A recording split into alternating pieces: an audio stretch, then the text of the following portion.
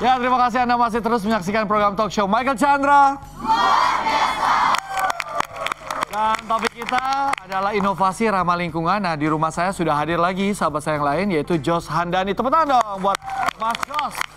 Ini berinovasi menggantikan sedotan plastik menjadi sedotan bambu ya. Sebelum kita ngobrol lebih lanjut, kita ajak pemirsa dan juga penonton untuk melihat keseharian dari Mas Jos. Ini dia.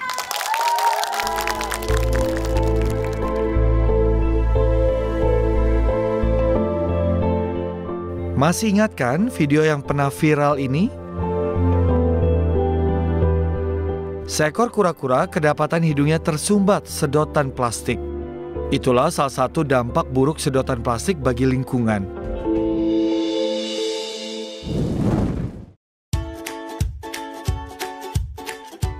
Karena menjadi sampah yang tak terurai dan merusak lingkungan, sedotan sudah menjadi keprihatinan Jos Handani sejak lama. Pria asal Muntilan, kelahiran 13 Juli 1968 ini, lantas mencetuskan ide sedotan ramah lingkungan di tahun 2016. Sedotan berbahan bambu. Untuk membuat sedotan bambu, Jos melibatkan para petani bambu di daerah Gunung Kidul, Yogyakarta, karena bambu yang cocok ada di sana. Pilihannya adalah bambu wuluh, karena tidak terlalu tebal, namun tidak pula mudah lapuk. Sayangnya sedotan bambu ini belum laku di pasaran Indonesia.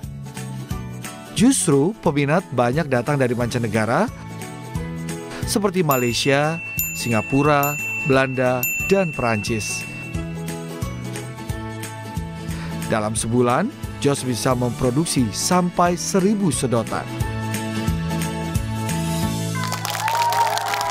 Mas Jos, mungkin sebagian orang sudah mulai beralih ya dari sedotan plastik menjadi sedotan stainless ya. Nah, kenapa Mas Jos tiba-tiba kepikiran untuk membuat sedotan bambu? Yang pertama karena sedotan bambu ini sifatnya alami dan resource-nya kita ada punya. Dan kemudian ini tidak banyak energi dibutuhkan untuk memproduksi dan bisa kembali ke alam. Kalau yang lainnya mungkin stainless, karena misalnya. tidak bisa kembali ke alam. Kalau rusak diapain? Kecuali kita punya molder, kita melter gitu, terus kita bentuk jadi cincin bisa. Tapi kan kebanyakan orang tidak punya itu. Betul. Dan makanya itulah pilihannya jatuh ke membuat sedotan bambu. bambu. Nah, sekarang saya penasaran nih, ayo cara buat menjadi sedotan bambu itu seperti apa sih? Boleh? Ayo, yuk. Oke, tepuk tangan buat Mas Jos. Ya. Nah, sebelum kita sama-sama bereksperimen, melihat bagaimana proses pembuatannya, kita ajak pemirsa untuk melihat bagaimana tanggapan sebagian masyarakat soal sedotan plastik. Ini dia.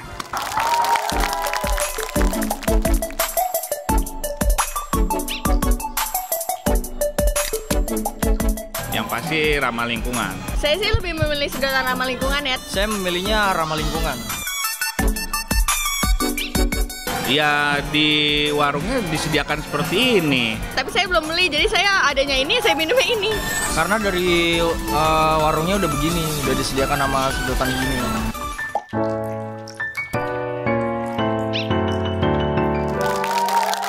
Ternyata beragam sekali pendapat sebagian masyarakat. Ada yang, wah nggak mau udah beralih meninggalkan sedotan plastik. Tapi ada yang juga mau pakai apa dong? Masa minum langsung, enakan pakai sedotan plastik. Itu gimana Mas? Ya. Tanggapanmu?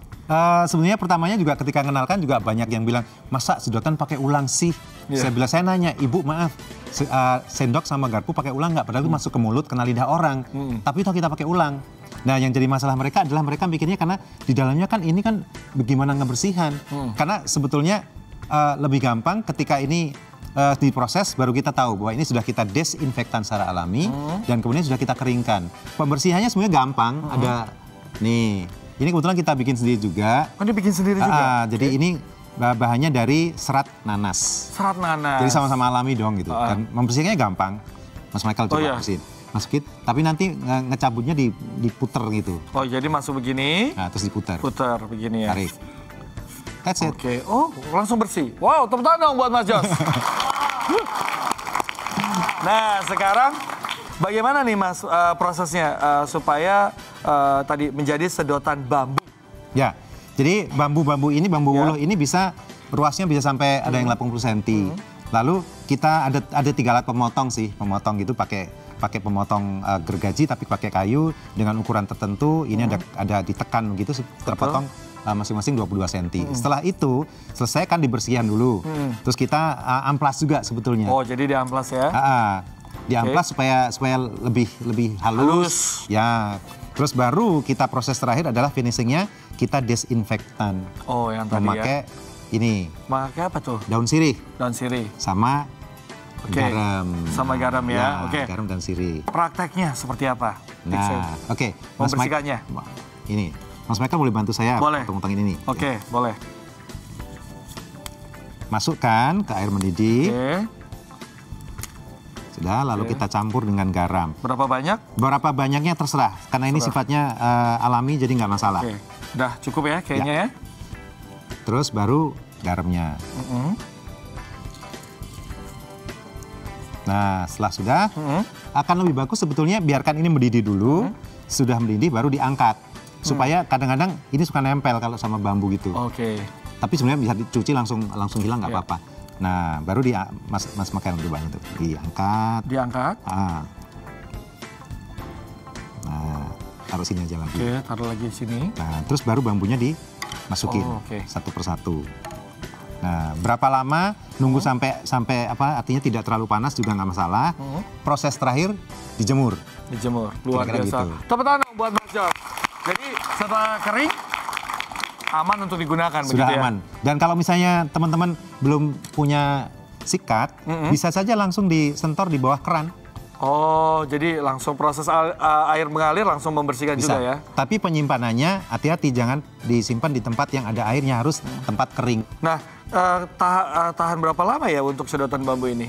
Ini selama kita merawatnya benar dan maaf tidak kepleset nginjak gitu, udah ini pecah kan? Oh iya, tapi betul. kan masih gampang juga didapat. Jadi ini bisa ada yang sudah pakai 2 tahun.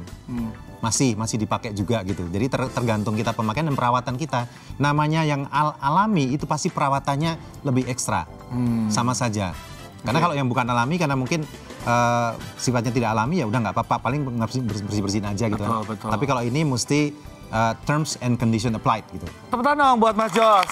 Terima kasih atas pencerahannya Mas. Mas, dari tadi Mas bilang soal bagaimana gaya hidup bebas dari barang-barang yang merusak lingkungan. Ini saya tertarik sama baju ini, ada artinya budaya, pakdaya, nakdaya, holistik, rumijo. Apa ini artinya? Ya, jadi Rumijo ini sebenarnya rumah inspirasi Jogja. Kita bikin itu sebenarnya berawal dari keluarga kami. Kami sekeluarga mempraktekkan. Kalau saya mungkin sudah 14 tahun tidak terima tas kresek ya, karena saya membawa tas sendiri gitu. Dan munculnya seperti inovasi tas dari bahan singkong itu sangat luar biasa. Tapi kemudian satu keluarga itu kami mencoba terus belajar sampai sudah 6 tahun ini kami sekeluarga tidak buang sampah. 6 tahun nggak buang sampah? Berhenti di rumah. Jadi zero waste. Benar-benar nggak ada sampahnya. Zero waste masih menantang. Saya menyebutnya holistic minimum waste lifestyle. Wow. Jadi gaya hidup yang secara holistik dalam keseharian memproduksi seminimal mungkin sampah utamanya plastik. Keluarga, cara mengedukasi keluarga supaya juga ikut gaya hidup seperti ini seperti apa? Kita lakukan. Jadi kita lakukan dulu. Kita ajak ngobrol anak-anak.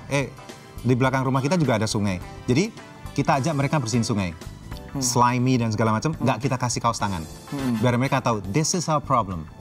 Nah, baru setelah itu kita kunci plastik-plastik yang tidak bisa dijual itu ke dalam satu botol. Orang sekarang nyebutnya EcoBricks. 3 tahun lalu masuk ke sini. Tapi 6 tahun yang lalu kita sudah melakukan itu, tapi kita sebut namanya proyek botol, mengunci supaya tidak dibakar. Dibakar kan ada dioksinya dan itu pasti jadi kanker kan.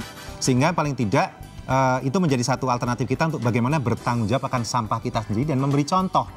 Do, share, inspire. Prinsipnya seperti itu. Luar biasa. Jadi keluarga ikut begitu ya? Ya. Nanti kita ngobrol lebih lanjut lagi Mas.